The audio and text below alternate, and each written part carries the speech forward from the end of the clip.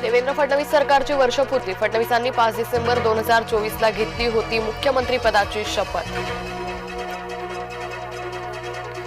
रशियाचे राष्ट्राध्यक्ष पुतीन भारत दौऱ्यावर, भारतात उतरताच पुतीन यांची पंतप्रधान मोदींना गळाभेट, भारत रशिया दरम्यान संरक्षण सहकार्य वाढण्याची अपेक्षा। व्लादिमीर पुतीन यांची डिनर डिप्लोमसी, पंतप्रधान मोदींसह अमित शाह उपस्थित राहणार, राहुल गांधींनाही आमंत्रण। राज्यभरातील शाळा आज बंद, शिक्षक शिक्षकेतर संघटनांचं शाळा बंद आंदोलन, विविध मागण्यांसाठी संघटना आक्रमक। मतमोजणी लांबणीवर टाकण्याच्या निर्णयाला आव्हान, सुप्रीम कोर्टात आज महत्त्वाची सुनावणी, कोर्टाच्या निकालावर निकालाचं भवितव्य ठरणार।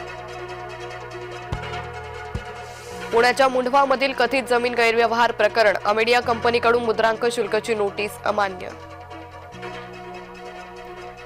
पार्थ आणि अमेडियाचा उल्लेख पुन्हा नोंदणीत हवा, सामाजिक कार्यकर्ता अंजली दमानिया यांची मागणी। अजित पवारांच्या सुपुत्राच्या लग्नाला वऱ्हाडी कोण, बहरीनमध्ये होतोय जय पवार ऋतुजा पाटीलचा विवाह, शरद पवार सुप्रिया सुळे श्रीनिवास पवार लग्न सोहळ्याला गैरहजर राहणार। इंडिगोच्या ढिसाळ कारभाराचा अमोल कोल्हेंना फटका, सोशल मीडियावर अमोल कोल्हेंनी व्यक्त केला संताप। नाशिकच्या तपोवनमधील झाडं तोडण्याला विरोध, बकरी ईदला बकरे कापण्यास विरोध का नाही, नितेश राणेंचा सवाल।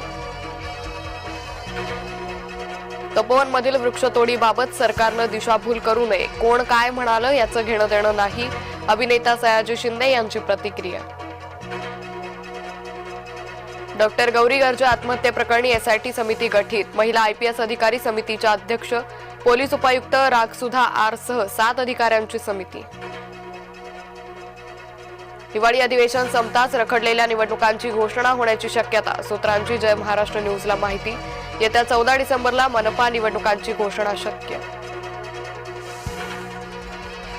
राज्यपाल नियुक्त 12 आमदारांविरोधातील याचिका मुंबई उच्च न्यायालयात वर्ग, आजच्या सुनावणीत कोल्हापुरातील सर्किट बेंचचा आदेश, ठाकरे गटानं दाखल केली होती याचिका। ताडोबा अभयारण्यातील नियम धाब्यावर, ताडोबाच्या कोर झोनमध्ये बनवला व्हिडिओ, परवानगी नसतानाही तरुणानं बनवलं रील।